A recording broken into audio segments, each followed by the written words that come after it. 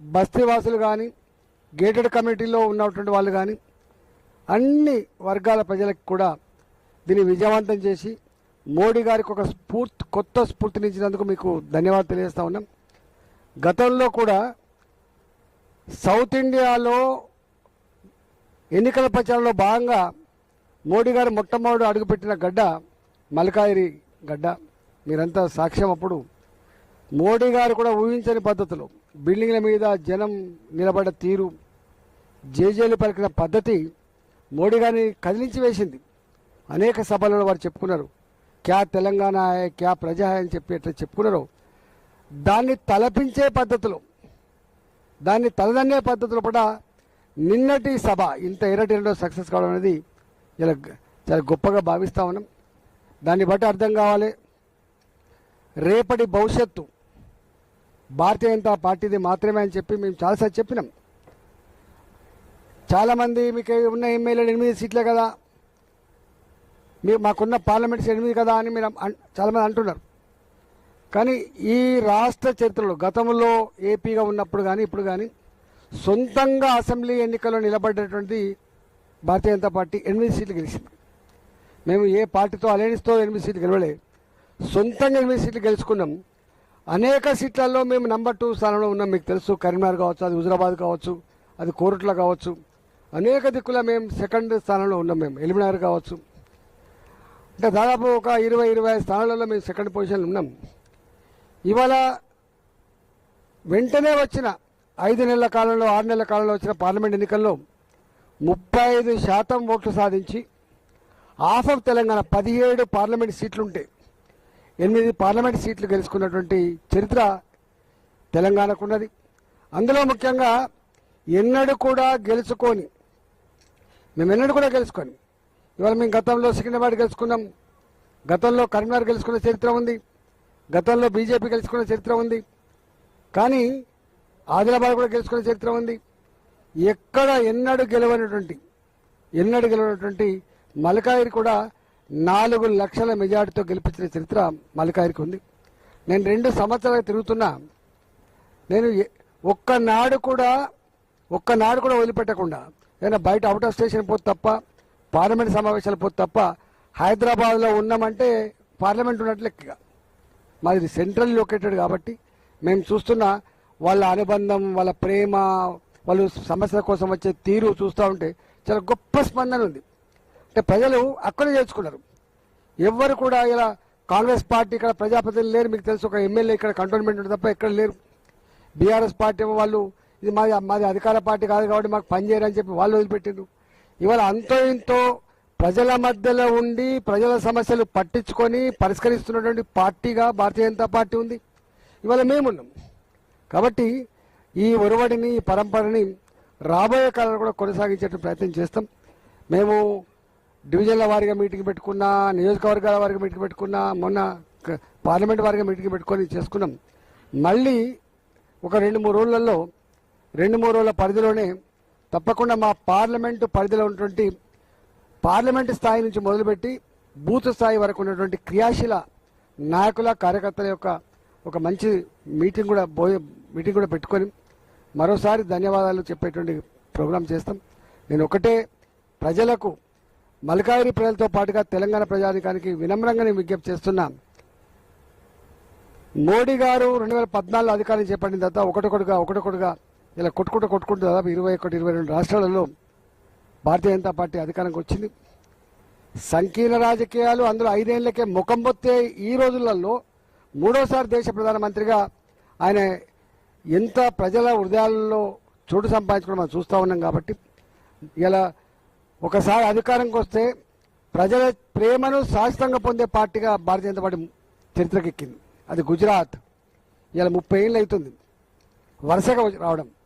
ఇవాళ మధ్యప్రదేశ్ 20 ఏళ్ళుగా వరుసగా మేము అధికారంలో ఉన్నాం. ఇవాళ అస్సాం 15 ఏళ్ళు, మహారాష్ట్ర, ఇట్లా ఎక్కడ చూసినా ఒకసారి వచ్చిందంటే మేము ప్రజా సమస్యల పరిష్కారంలో, ప్రజల మధ్య ఉంటమాడంలో, ప్రజారంజకమైన పరిపాలన చేస్తామనడంలో అది అంతకంటే నిరసనం ఏమి ఉండదు. కాబట్టి రేపు తెలంగాణ కూడా అప్పుల ఊబిలో ఉన్న తెలంగాణ, ఇవాళ ఏ సమస్య పరిష్కారం కాక అన్నమో రామచంద్ర అని చెప్పి దుఃఖిస్తున్న తెలంగాణ రైతుల, తెలంగాణ యువకుల, తెలంగాణ మహిళల, తెలంగాణ విద్యార్థుల యొక్క ఈ అన్ని రకాల సమస్యల పరిష్కారం ఒకటే ఒక మార్గం. భారతీయ జనతా పార్టీని మీరు ఆశీర్వదించండి, రేపు గెలిపించండి. ఇవాళ ఈ అప్పుల ఊబిలో ఉన్న తెలంగాణను ఇవాళ గొప్ప రాష్ట్రంగా తీర్చిదిద్దే బాధ్యత. దేశ చిత్రపటం మీద హైదరాబాద్ అంటే ఒక గ్లామర్, తెలంగాణ అంటే ఒక గొప్ప రాష్ట్రం అనే ఫీలింగ్ అయితే ఉందో ఇవాళ అది మొత్తం కనుమరుగైపోతున్న పరిస్థితి లోపల తప్పకుండా ఇవాళ నిరుద్యోగ సమస్య కావచ్చు, మహిళల సమస్య కావచ్చు, విద్యార్థుల ఫీ రీయింబర్స్మెంట్ సమస్య కావచ్చు, అవుట్ సోర్సింగ్ ఉద్యోగుల సమస్య కావచ్చు, ఉద్యోగుల పీఆర్సీ సమస్య కావచ్చు, రైతులకు సంబంధించినటువంటి సమస్యలు కావచ్చు, ఇవన్నీ తీరాలంటే ఇవాళ రేవంత్ రెడ్డి సర్కార్ ఒడ్డెక్కదాకా ఓడమల్లప్ప, ఒడ్డెక్కినాక బోడమల్లప్ప తప్ప వాళ్ళు సమస్య పరిష్కరించరు. కాబట్టి రాబోయే కాలంలో భారతీయ జనతా పార్టీకి అండగా ఉండండి, భారతీయ జనతా పార్టీని ఆశీర్వదించండి. తప్పకుండా మీరు మెచ్చే, మీరు నచ్చే ప్రజల సమస్యలు పరిష్కరించే ప్రభుత్వం మీ ఆశీర్వాదంతో వస్తుందని చెప్పి మీకు తెలియజేస్తూ మరొకసారి మీ అందరు కూడా అభినందన తెలియజేస్తున్నా. ఈ బంగారము సంవత్సరం పాటు శపథం చేయమని, ఇంకోటి చమురు విషయంలో కానీ అంతర్జాతీయ వస్తువుల విషయంలో కానీ కొంచెం మనము ఎంత తగ్గించుకుంటే బాగుంటుంది అని అన్నారు. మల్కాజ్గిరి ఎంపీ నియోజకవర్గంలో ప్రజలతో మీరేమైనా శపథాలు చేయించే ఆలోచన? తప్పకుండా ప్రధానమంత్రి గారి నోటి నుంచి ఒక వాక్యం వెళ్ళిందంటే దేశ ప్రధానమంత్రి కాబట్టి ప్రజలు తప్పకుండా ఆలోచిస్తారు. ఆయన ఆలోచన విధానాన్ని మాలాంటి కూడా కింద తీసుకుపోయే ప్రయత్నం చేస్తారు. శపథాలు అనేది కాదు, వాళ్ళు వ్యక్తిగా ఎవరికి వాళ్ళుగా. ఇక్కడ ఇష్యూ ఏంటంటే విదేశీ మారక నిల్వలు తగ్గిపోతున్నాయి. ఇక్కడ ఉత్పత్తులు వాడండి. రెండవది, మనం ఇంపోర్ట్ చేసుకునే వాటి మీద కొంత ఆంక్షలు పెట్టుకునే, తక్కువ వాడుకునే ప్రయత్నం చేయండి. అందులో ముఖ్యంగా ఆయిల్స్, తినే ఆయిల్స్ కావచ్చు, మనం వెహికల్లో వాడుకునేటువంటి ఆయిల్స్ కావచ్చు, బంగారం కావచ్చు. మనకి బంగారం మీద మోజు ఉంటుంది. అంటే ఇప్పుడున్న పరిస్థితిలో ఇంత సంక్షోభ సమయంలో మీకు తెలుసు అన్ని దేశాలు, యూరోపియన్ దేశాలు, అన్ని దేశాల్లో కూడా ఈవెన్ ఇంక్లూడింగ్ అమెరికా ఎట్లా పెట్రోల్ ధర పెరిగినాయి, ఎట్లా గ్యాస్ ధర పెరిగిందో మీరు చూస్తూ ఉన్నారు. కాబట్టి యుద్ధం తక్కువ రోజులే అయినప్పటికీ కూడా యుద్ధం తీవ్రత ఎంత ఎక్కువ ఉందో మనం చూస్తూ ఉన్నాం. కాబట్టి ఇట్లాంటి గంభీరమైన సమయంలో ప్రధానమంత్రి ఉండొచ్చు కాక, కానీ దీన్ని కంట్రోల్ చేయగలిగే కెపాసిటీ ప్రజలకు మాత్రమే ఉంటుందని చెప్పి వాళ్ళు చెప్పిండ్రు. కాబట్టి డెఫినెట్గా ప్రజలు దాన్ని అందిపుచ్చుకుంటారని చెప్పి అనుకుంటారు. అంటే ఈ సభలో ఈ అంశాన్ని ఇంత గొప్పగా, ఇంత ఎఫెక్ట్గా చెప్పగలిగిందంటే, ఇంత బాధతో చెప్పగలిగిందంటే దాని తీవ్రత ఎంత ఉందో మనకు అర్థం కావాలి. ఇవాళ టక్కన పెట్రోల్ ధర పెరిగిన లొల్లి పెడతాం మనం, గ్యాస్ ధర పెరిగిన లొల్లి పెడతాం మనం, రేపు బంగారం ధర విపరీతంగా పెరుగుతూ ఉంది. సామాన్యుడికి పుస్తల తాడు కూడా కొనుక్కొని పరిస్థితున్నది. బంగారం మన దగ్గర తక్కువ, మొత్తం అంతా కూడా ఇంపోర్టెడ్ బంగారమే వస్తుంది. కాబట్టి make in India, made in India కావాలి. Make in India, made in India, ఇక్కడ చదువుకున్న పిల్లలకు ఉపాధి దొరుకుతుంది. ఇక్కడ ఉత్పత్తి అయ్యే వస్తువు అమ్ముడుపోతే ఇక్కడ కంపెనీలు ఎదుగుతాయి. 4 కంపెనీలు ఎక్కువ వస్తే 4 ఉద్యోగాలు ఎక్కువ వస్తాయనే భావన ఉంటుంది. కాబట్టి తప్పకుండా ఇవాళ మోడీ గారు ఇచ్చిన పిలుపును అందిపుచ్చుకోవాలని చెప్పి మేము కూడా వినమ్రంగా విజ్ఞప్తి చేస్తున్నాం. బీజేపీలో సరైన నాయకుడు, సమర్థవంతమైన నాయకుడు లేకనే నిన్న హెచ్ఐసిసిలో మోడీ గారు మీరు నాతో కలిసి వస్తే బాగుంటుందనే ఒక వ్యాఖ్య చేసింది కదా. దాని కంటోన్మెంట్ ఎమ్మెల్యే శ్రీ గణేష్ బీజేపీలో సరైన నాయకుడు లేకనే రేవంత్ రెడ్డి గారిని అడుగుతున్నారు, ఆహ్వానిస్తున్నారు అనే కోణంలో మాట్లాడారు. మాదారి నాయకులు దిగులేరండి, మేమంతా ఇంతమంది కనపడతలేమా? మా కిషన్ రెడ్డి గారు ఏమైనా తక్కువనా, మా లక్ష్మణ్ ఏమైనా తక్కువనా, మా బండి సంజయ్ ఏమైనా తక్కువనా? మేమున్నాం, మా డీకేఆర్నే ఉన్నది, మేమున్నాం, మా విశ్వేశ్వరుడు. మా దగ్గర నాయకులకు కొద్దివేం లేదండి, బ్రహ్మాండమైన నాయకత్వం ఉంది మా దగ్గర. మా దగ్గర ఉన్నంత నాయకత్వం వాళ్ళ దగ్గర కూడా లేదు. ఇష్యూ ఏంటంటే రాజకీయం చేయకండి, అస్తమానం రాజకీయాలు కాదు.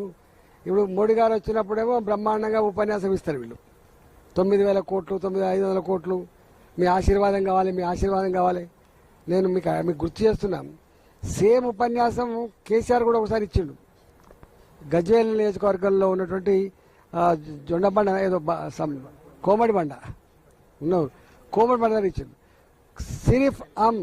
सिर्फ हम एक ही मांगता हूं, मैं एक ही रिक्वेस्ट कर रहा हूं